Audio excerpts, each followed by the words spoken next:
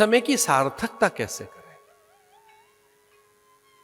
अभी तो महात्मा की कथा चल रही है, भागवत के आरंभ में महात्मा की कथाएं आती हैं, उनमें ये एकदम आरंभ में महात्मा की कथा आती है सूत और शौनक के संवाद के रूप में। 88,000 ऋषि नैमिषारण्य में बैठे हैं और वहां ब्रह्म सत्र है, ज्ञान सत्र है, विचार सत्र है, योग सत्र है, विविध सत्र, उसको इंग्लिश में सेशंस कह सकते हैं। इतने सत्र चल रहे हैं, वो यज्ञ कर रहे हैं, जप में है, ध्यानस्थ है, योगारूढ़ है, विविध प्रकार के आध्यात्मिक अनुष्ठान चल रहे हैं। फिर भी वो कहते हैं हमारे पास और भी समय है, हमारे पास खूब समय है। इतना करने के बाद भी वो कहते हैं जो और बच गया है समय, इसकी सार्थकता कैसे करें। सूत जी के सन्मुख होकर बैठ गए। गुरु सामने बैठा हो तो संवाद करना चाहिए, परिप्रश्नेन सेवया। और मैं आपसे निवेदन कर रहा हूं, गुरु सामने बैठे हो तो आत्म विषय कभी विचार करो, उनसे कभी संवाद करो, सत्य विषयक। हमारे यहां गुरु से प्रश्न करने की बात कही गई है कि गुरु से शंका का समाधान किया जा सकता है, प्रश्नों के उत्तर लिए जा सकते हैं।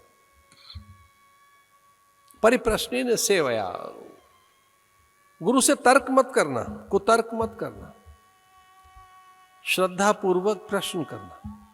फिर एक जगह ऐसा लिखा है कि अगर आप सच्चे साधक हैं तो जो प्रश्न है उसका उत्तर स्वतः मिलेगा आपको।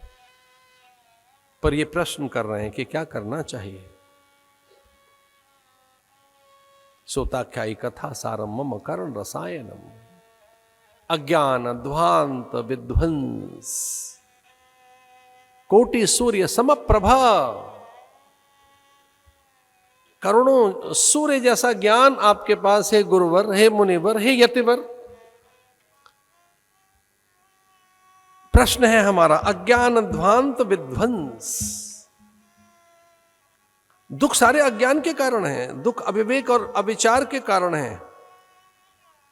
इन दुखों के निवारण के लिए अज्ञान ध्वांत विध्वंस, क्या कोई ऐसा उपदेश देंगे जो हमारे कानों में रस जैसा घोल दे, सूक्ष्म हो, थोड़ा सा हो, हितकर हो, रुचिकर हो, प्रियकर हो, सुखकर हो, आनंद कारक हो, मोक्ष कारक हो, भय भंजक हो।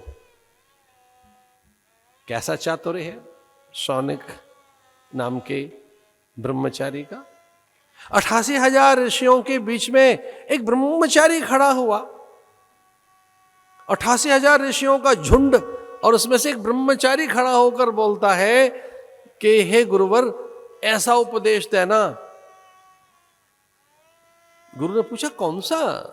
बोले वो भागवत का उपदेश चाहिए, भागवत का ज्ञान चाहिए, अब से भागवत सुननी है।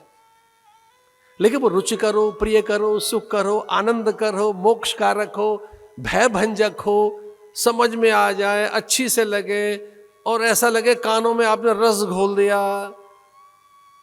तो गुरु ने पूछा और। बोले ऐसे मत सुना देने का नींद आने लगे। सुनाए इस कथा में नींद आती है। पार्वती सो गई, भगवान ने कथा सुनाई, पार्वती निद्रा में।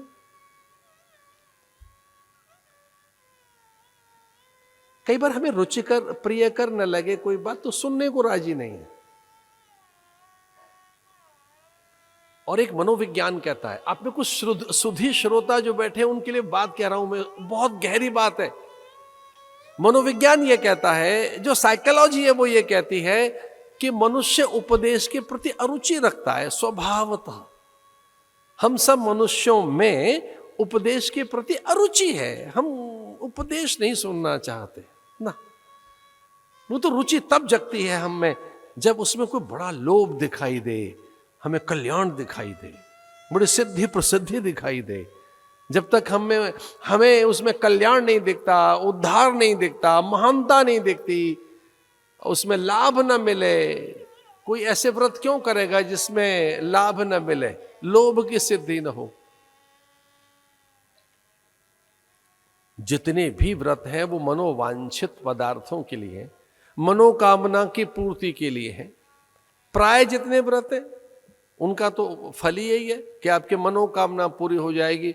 वो कोई 16 दिन के उपवास हो या चिलिया हो, उसे चिलिया को तो आप जानते ही हैं, हमारे उत्तर भारत में चिलिया माने 40 चक्कर। अब चिलिया कर लीजिए तो किस लिए है ये 40 दिन लगातार आना, दिया जलाना।